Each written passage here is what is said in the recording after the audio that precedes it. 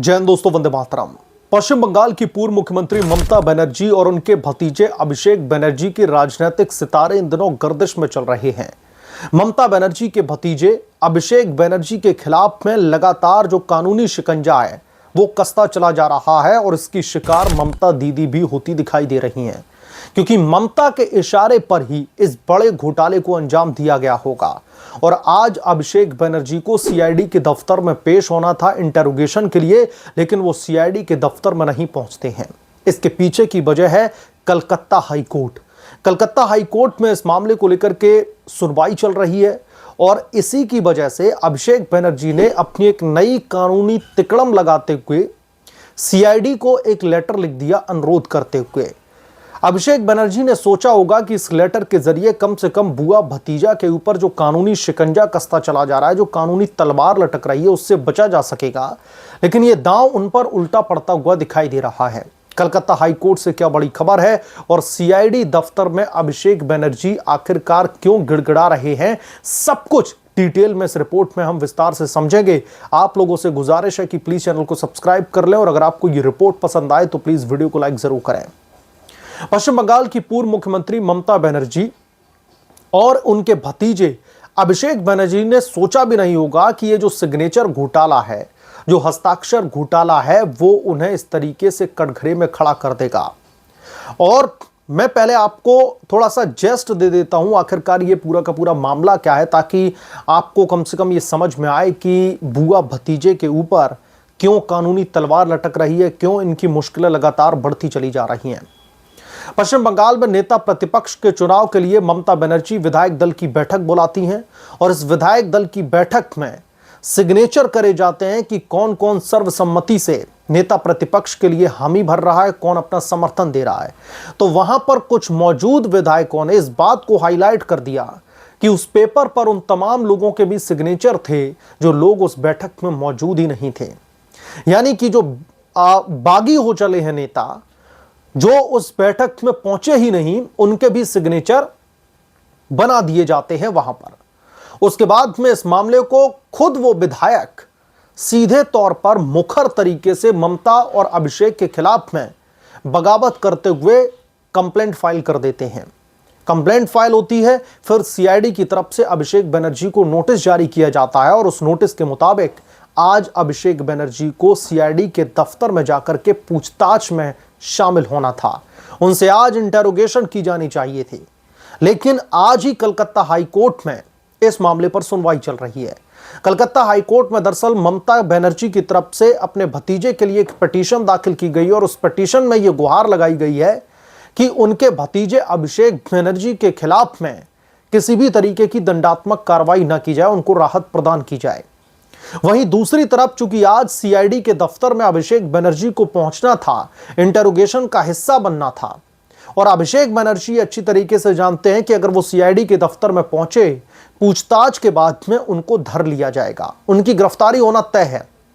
क्योंकि इस मामले में जितने बड़े पैमाने पर फोर्जरी की गई है, हमारी जो बीएनएस की जो धाराएं हैं जो अभिषेक बनर्जी के ऊपर लगाई गई हैं, वो उनको सलाखों के पीछे जाने से रोक नहीं पाएंगी। तो इसलिए अभिषेक बनर्जी ने सीआईडी को अनुरोध करते हुए एक लेटर लिख दिया कि चूंकि आज कलकत्ता हाई कोर्ट में सुनवाई चल रही है, इसलिए सीआईडी के सामने पेश होने के लिए उन्हें थोड़ा और समय चाहिए। थोड़ा और समय से मतलब दोस्तों ये नहीं कि उनको 2-3-4 घंटे का समय चाहिए, कुछ दिन का और समय मांग रहे हैं अभिषेक बनर्जी और ये कह रहे हैं कि कलकत्ता हाई कोर्ट के फैसला आने तक, क्योंकि आज इस मामले में सुनवाई चल रही है, सीआईडी की ओर से उनके खिलाफ में कोई भी दंडात्मक कार्रवाई न की जाए।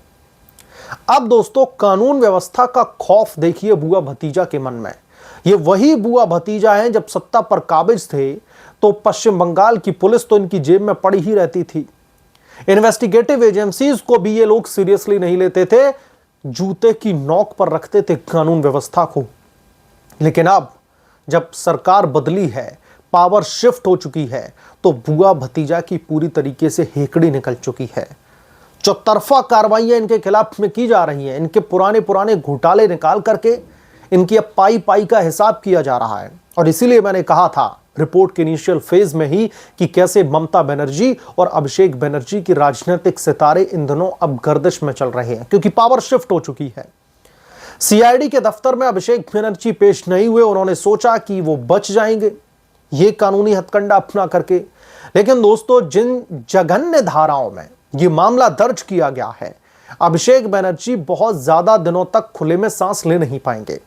और वहीं अगर हम कलकत्ता हाई कोर्ट के फैसले का अगर हम जिक्र करें तो कलकत्ता हाई कोर्ट में जो सुनवाई चल रही है, जो दलीलें पेश की जा रही हैं, उसके बेसिस पर यह कहा जा सकता है कि अभिषेक बनर्जी का बचना बहुत मुश्किल है।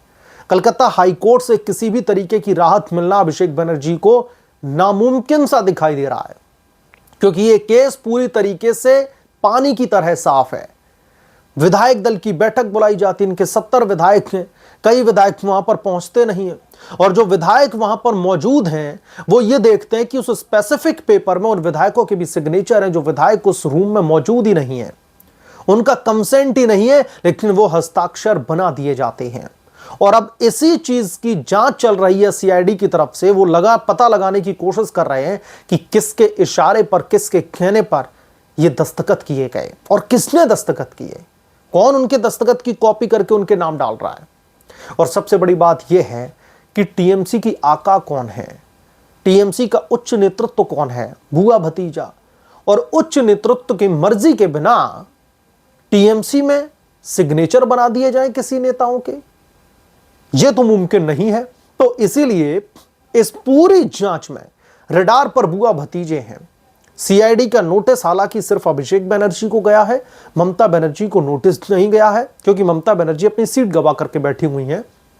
तो इसलिए ममता पूरी कोशिश कर रही, ममता पूरा जोर लगा रही कि कैसे भी करके अभिषेक बनर्जी को बचाया जाए, इसलिए कोर्ट में भी गिड़गिड़ा रही है ममता। लेकिन मुझे लगता नहीं है कि अभिषेक बनर्जी के ऊपर जो कानूनी शिकंजा कसने वाला है, जो कानूनी तलवार लटक रही है, उससे ये बच पाएंगे। और दोस्तों, हस्ताक्षर घोटाला तो शुरुआत है। अभिषेक बनर्जी के खिलाफ में तो कई सारे घोटाले खोल दिए गए हैं, चाहे शिक्षक भर्ती घोटाला हो, कोयला घोटाला हो, सारी फाइलें ओपन कर दी गई और इन्वेस्टिगेटिव एजेंसीज को, चाहे सीबीआई हो, सीआईडी हो या फिर इन्फोर्समेंट डायरेक्टोरेट, सबको खुली छूट दे दी गई है कि आप इंडिपेंडेंटली काम करिए और इन घोटालेबाजों को एक्सपोज करिए, ताकि इनको उठा करके सही जगह पर बैठाया जाए, इनको उठा करके सलाखों के पीछे डाला जाए जो इनकी सही जगह है। तो इसलिए सिग्नेचर घोटाला अब ममता बनर्जी के लिए और उनके भतीजे अभिषेक के लिए वो गले की हड्डी बन गई है कि न तो ये इसको निगल पा रहे हैं और ना उगल पा रहे हैं। इन्हें लगा होगा कि रूम की 4 दीवारी की बात है, सिग्नेचर मैं बना देता हूं, किसी विधायक में इतनी हिम्मत नहीं कोई देख के इनके खिलाफ में बगावत कर पाए। लेकिन असल तो सच्चाई यह है कि इन दिनों ममता बनर्जी किसी भी नेता की फूटी आंख नहीं सुहा रही है।